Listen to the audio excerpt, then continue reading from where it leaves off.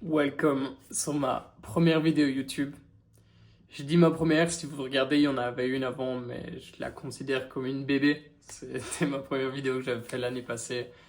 Et elle est un peu mauvaise, je trouve. Donc voilà, je ressentais le besoin de faire une vidéo pour vous expliquer un petit peu plus ma vie. Parce que je me rends compte que beaucoup d'entre vous regardent mon contenu sur Instagram, TikTok, mais on n'apprend pas forcément à bien se connaître. Et je pense qu'il y a plein de choses que vous ne savez pas sur moi.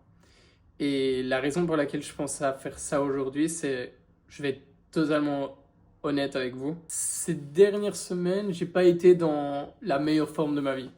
J'étais un peu dans un bad mood. Si vous me connaissez, vous savez que j'adore voyager et que j'ai passé presque toute l'année passée en voyage. Là, ça fait 2 mois que je suis rentré. Au début, c'était chouette.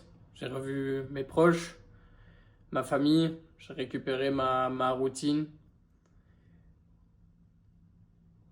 Je pensais que c'était ce qu'il me fallait, mais je me rends compte que là, ça commence fortement à m'ennuyer.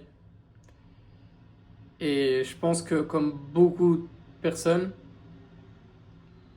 on traverse des moments de doute.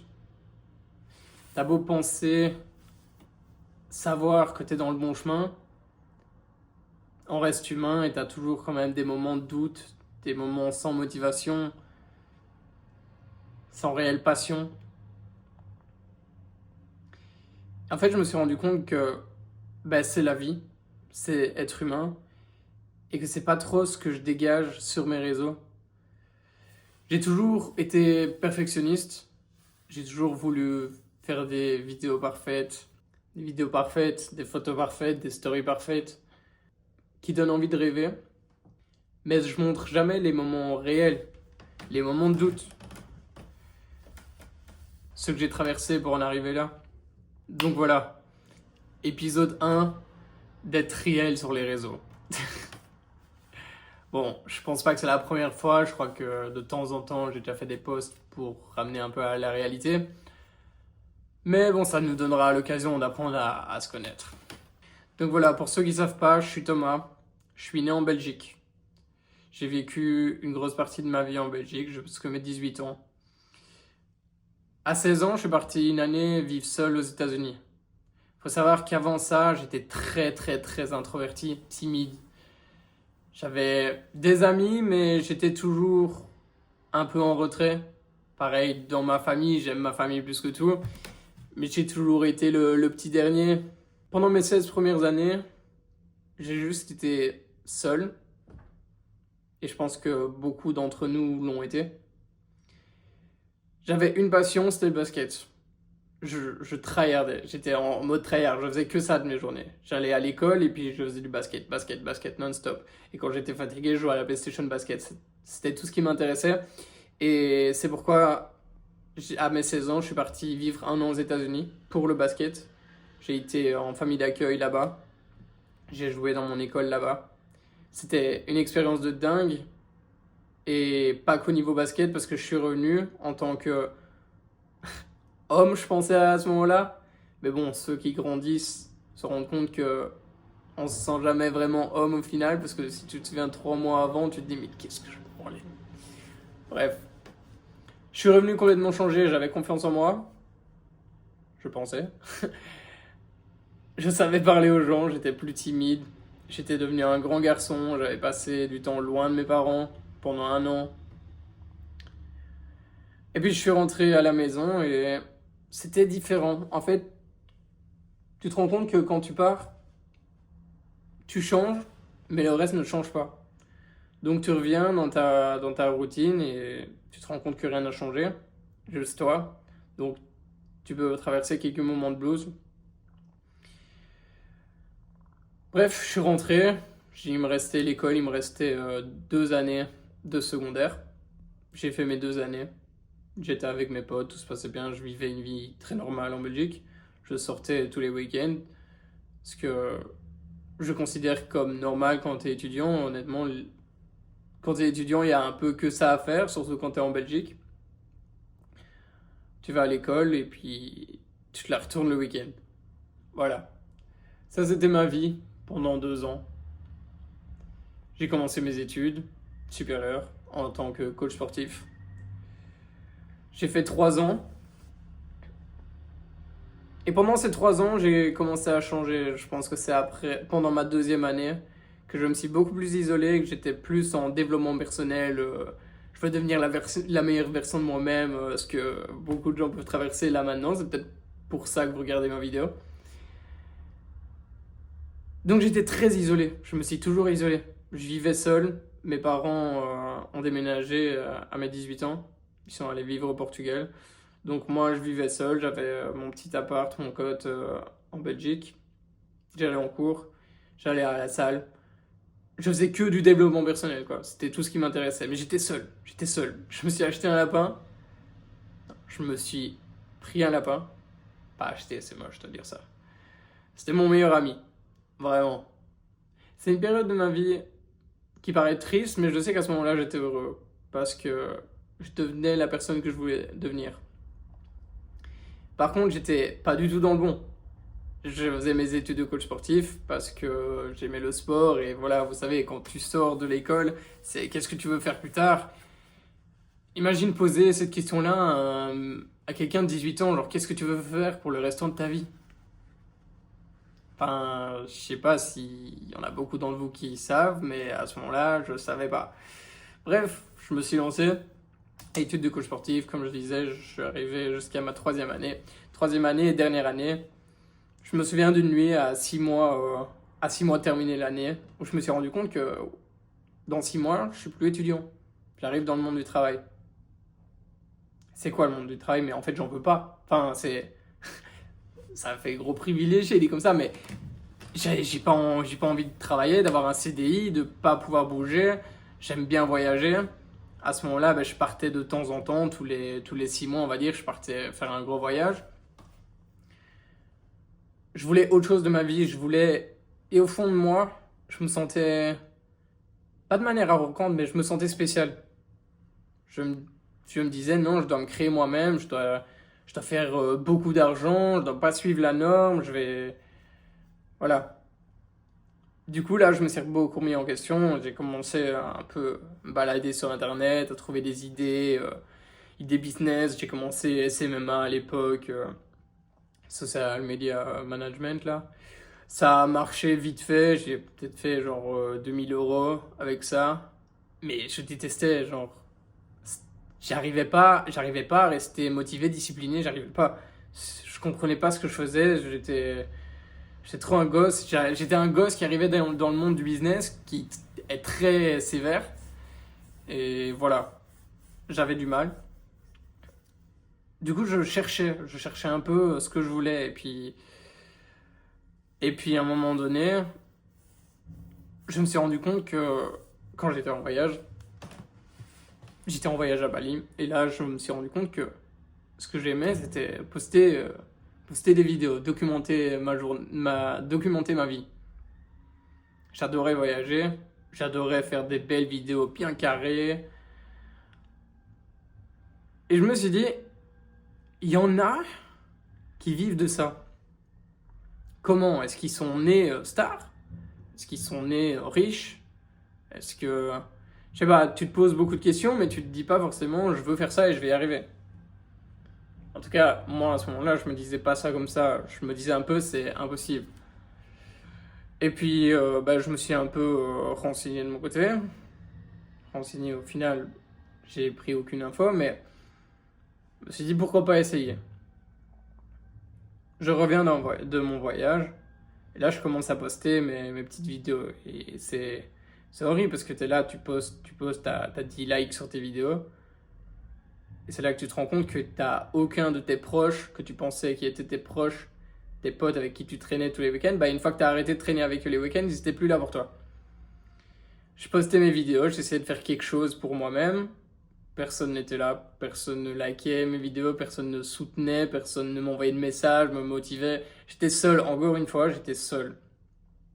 Bon, j'avais mes parents qui étaient heureux pour moi et qui comprenaient pas du tout ce que je faisais, mais qui étaient heureux parce que j'aimais bien, je faisais ce que j'aimais.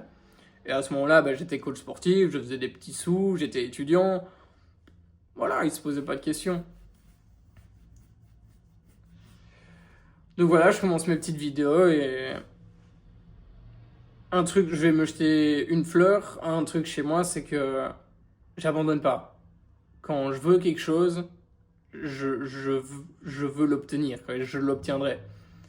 Donc j'ai juste pas arrêté, j'ai juste pas fait attention sur le fait que je faisais des bad buzz tout le temps. Enfin non, c'est pas des bad buzz, mais que je faisais pas de buzz. J'ai continué, j'ai posté pendant, je crois, 3 mois. Ça a commencé à fonctionner sur TikTok. Mais bon, TikTok, voilà, on se dit ça, c'est marrant, quoi.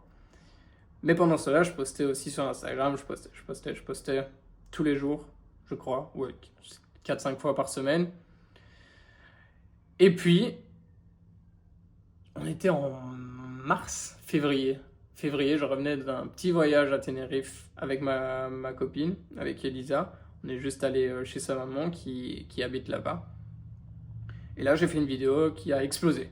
Genre, on est passé de 50 likes à 200 000, je crois. Genre, c'était mon premier perçage et j'ai percé, quoi. Donc là, tu montes ça à un rêveur un peu con comme moi, bah d'office, tu vas prendre une décision conne. Et c'est ce que j'ai fait, et au final, ça s'avère à ne pas être une décision conne, mais la meilleure décision de ma vie. J'ai cru en moi, je savais ce que j'allais faire. J'ai chopé 8000 abonnés, mes premiers 8000 abonnés Instagram grâce à cette vidéo, en 2 semaines. Et là, je me suis dit, ok, il me reste 2 mois d'études. Je déteste ce que je fais, je voudrais jamais le faire. Je suis en dépression en Belgique. Bon, j'étais pas en dépression, mais j'étais pas bien. Je me casse. Je me casse. Je vais devenir créateur de contenu. Le mec des loulous, enfin voilà. Je sais pas s'il y a des créateurs de contenu par ici, mais quand t'as 8000 abonnés, tu te considères pas comme je vais gagner ma vie de ça. Bref, des loulous, le mec. Je prends mes économies, je prends mon sac, je quitte la Belgique. Là, je vais m'installer chez mes parents pendant 3 mois. J'ai été passer l'été chez mes parents. Parce que déjà, bah, ça faisait longtemps que je les avais plus vus, plus vécu avec. J'avais envie de revivre avec. Et puis ça me permettait de garder mes économies, plus trop dépenser d'argent, essayer d'en ramener. J'avais fait des mini collaborations.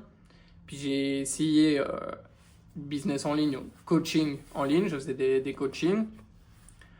Ça marchait pas. Enfin, voilà, quoi, je ramenais 200 € par mois. Mais 200 €, quand tu dépenses pas ton argent, bah, t'accumules, tu peux avoir une petite somme, quoi. C'est vraiment une petite somme au final.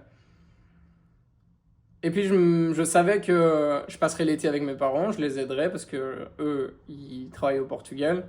Ils ont des Airbnb et voilà, je les ai aidés à faire tourner. Moi, pendant ce temps-là, je pouvais travailler sur mes vidéos, sur moi-même, mon sport. Voilà quoi, c'était vraiment une nouvelle vie. Du coup, l'été se passe et je savais que je partirais. Fin de l'été. En septembre, je prends la décision, je pars m'installer à Bali. Donc je l'annonce à Elisa. Elisa, très triste. Moi aussi très triste, mais de toute façon, on était fait pour être à distance parce que je me voyais pas en Belgique. Elle sait que je me voyais pas en Belgique. Elle commençait ses études. Le seul moyen au final de casser la distance, c'était en créant de la distance parce que moi j'avais un objectif, devenir créateur de contenu et gagner assez bien ma vie pour pouvoir tout le temps me déplacer, tout le temps aller la voir parce que les billets d'avion ça coûte cher, donc il me fallait des sous. Donc je me suis dit ok, je vais m'installer à Bali, là-bas où la vie ne coûte pas du tout cher. Je pars sur mes économies, je suis parti avec 3000 €.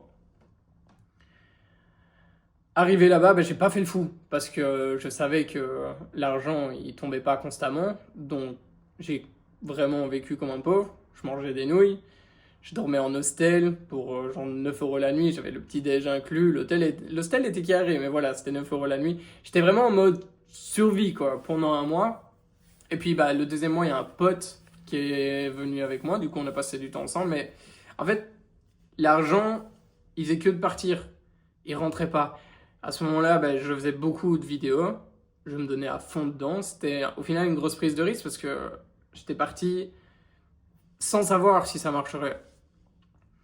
J'ai fait full mes vidéos, ça marchait bien. Franchement, je suis passé, je crois que je suis arrivé à Bali, j'étais à 40 000 abonnés sur Instagram. Et ça se passait bien, je m'amusais bien. Et j'ai essayé aussi de continuer mes coachings en ligne pour ramener des sous. Mais pareil, c'était pas ouf. 200 euros par mois, quoi. Donc bah, l'argent, il faisait que de descendre. Bah écoute, tu commences à t'inquiéter, mais tu veux pas rentrer à la maison. Genre pour moi, c'était impossible, je pouvais pas rentrer à la maison. Je pouvais pas abandonner. Je pouvais pas rentrer près de mes parents et leur dire c'est bon, j'arrête. Déjà que eux n'avaient pas trop compris ce que je faisais, même s'ils me soutiennent dans mes projets. Voilà quoi. Fallait que je me démerde. Et je sais que juste à côté de Bali, bah, il y a l'Australie. Et en Australie, il y a les PVT, donc Working Holiday Visa, pour ceux qui ne savent pas. En gros, c'est tu vas en Australie, tu as un visa et tu as le droit de travailler sur place. Et tu vis sur place, du coup. Donc ça m'aurait permis de travailler parce que j'ai aucun problème pour travailler. J'adore travailler. Je me considère comme un bosseur. Mais dans un bon cadre. Donc là, j'étais avec un pote et on s'est chauffé pour partir en Australie. Donc on part en Australie pour le visa australien. Il faut savoir qu'il te faut 3 000 euros sur ton compte en banque pour prouver que tu seras débrouillé sur place le temps que tu trouves du travail. J'avais plus que 2 000 euros, je crois, un petit peu moins.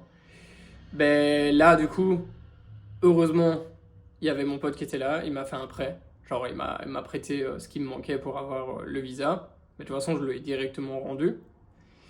C'était juste, tu dois juste faire un screenshot, tu montres que t'as l'argent et t'y vas, quoi. Du coup, ben, je lui rends son argent. D'ailleurs, merci beaucoup à lui, même s'il comprendra pas. Johan, tu parles anglais, tu comprendras ce que je dis, mais merci à toi. Et du coup, ben, on arrive en Australie. Franchement, je trouve du taf assez rapidement dans une agence de voyage. Je m'occupais de leurs réseaux sociaux. J'ai trouvé le taf en 2-3 semaines. J'ai eu vraiment beaucoup de chance. Et honnêtement, grâce à mes réseaux, je pense que si j'avais pas développé mes réseaux, à ce moment-là, je suis arrivé en Australie, j'étais à 90 000 abonnés. Si j'avais pas prouvé que je savais monter mes réseaux, la boîte m'aurait pas pris, je pense. Du coup, ben, je commence à travailler pour la boîte. Ça se passe bien au début, même si on me vend beaucoup de rêves. Je dis un peu, ouais, tu pourras travailler à la maison, tu travailles sur tes vidéos, tu dois juste ramener des clients. Bref, ça s'est pas trop passé comme ça. Mais là, je crois que c'était niveau travail les mois les plus durs de ma vie. Les 2-3 mois les plus durs de ma vie. Parce que là, je travaillais pour eux de 9h à 18h. Je rentrais, je travaillais sur mes réseaux jusqu'à minuit, 1h. Je me réveillais vers 6h parce qu'il fallait que je fasse mon sport et ça. Là, je sais pas si vous pouvez aller voir des vidéos quand j'étais à ce moment-là. J'avais des cernes comme ça. J'étais une larve. Mais c'était aussi la meilleure période de ma vie parce que c'est là où j'ai commencé à avoir vraiment un gros engagement, à vraiment recevoir beaucoup de messages, beaucoup de personnes qui me disaient que je les inspirais, qui voulaient ce mode de vie. Et ça me touchait énormément. Vraiment un changement de vie d'un côté. Non pas pour l'argent, parce que l'argent rentrait toujours pas. Sauf en travaillant pour cette boîte. Mais juste un changement de vie parce que tu sais que t'es dans le bon.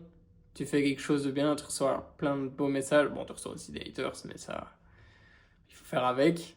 Et, euh, et voilà. Période, je crois, la plus dure, mais aussi la période la plus nécessaire de ma vie. Là, ça commence à exploser. Genre, grâce à mon travail et à mes vidéos, ça commence vraiment à exploser niveau réseau. J'atteins les 200 000 abonnés. Et le problème maintenant, c'est qu'avec Elisa, ça devenait compliqué. La distance, ça se faisait très long. Et Elisa est ma priorité. Je voulais absolument pas la perdre, je ne voulais pas lui faire de la peine. Puis ça faisait 6 mois que j'étais parti, genre il était temps un peu de rentrer. Donc là, je rentre et, et je retrouve Elisa, c'est incroyable. Je retrouve Elisa, je retrouve mes proches 2 semaines plus tard. Tout se passe bien et là, mes réseaux commencent enfin à fonctionner. Je commence à travailler avec les marques de mes rêves. Mon coaching en ligne que j'avais continué, bah, ça marche beaucoup mieux. Genre tout d'un coup, en fait, je suis passé de rien à tout, j'ai l'impression.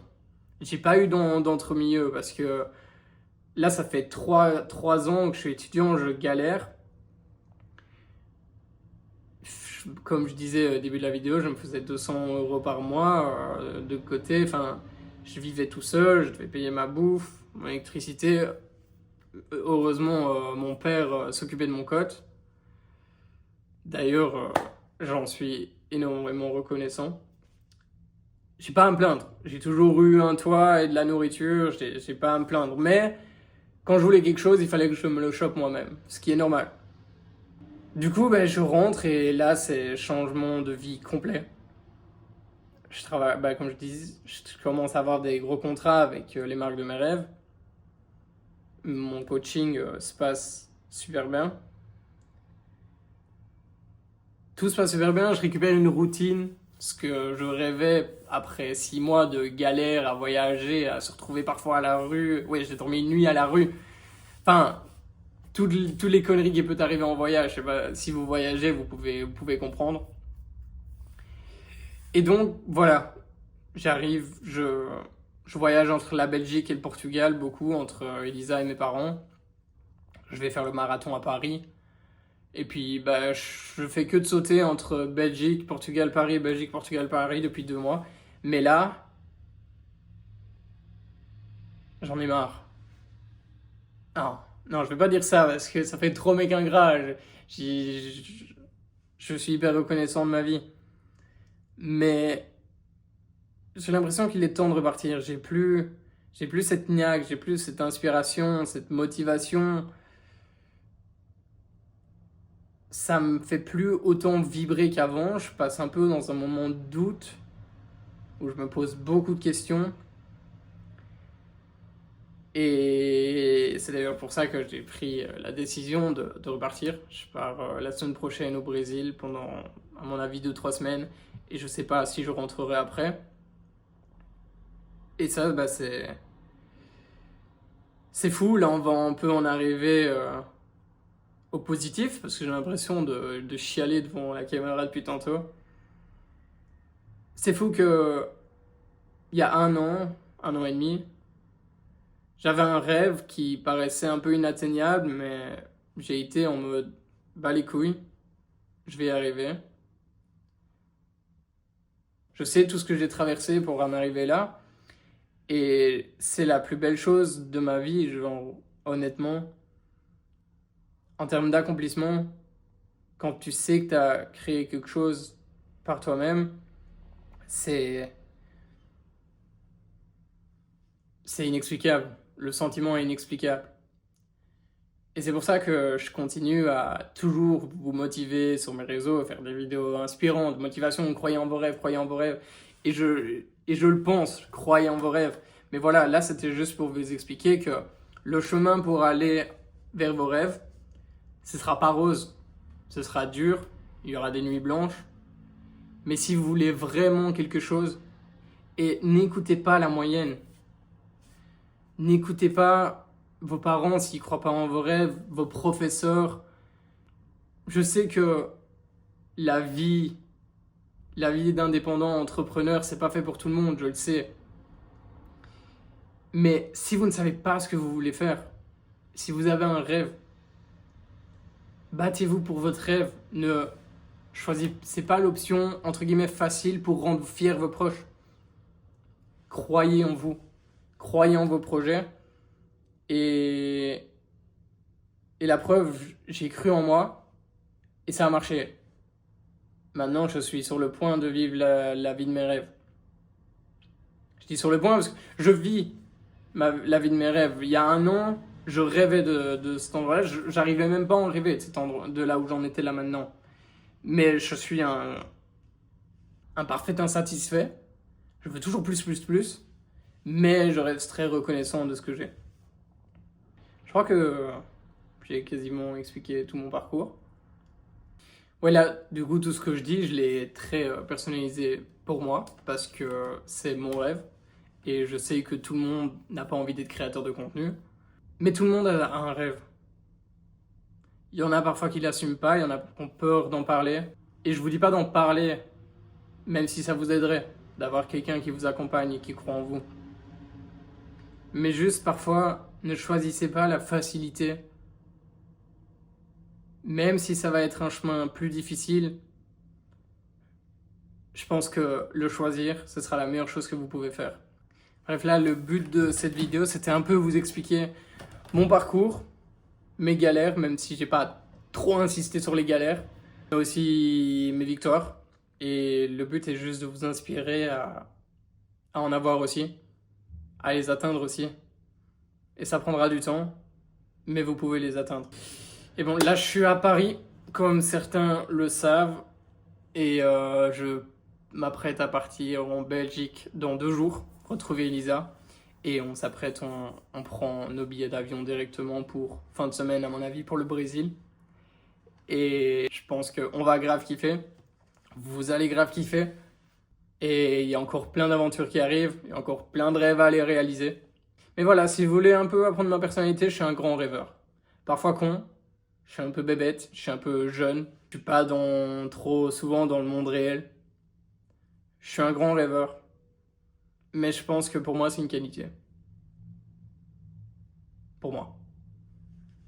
S'il y en a qui se sont retrouvés dans mon chemin, dans ma personnalité, dans mes pensées, alors n'hésitez pas à m'envoyer un message.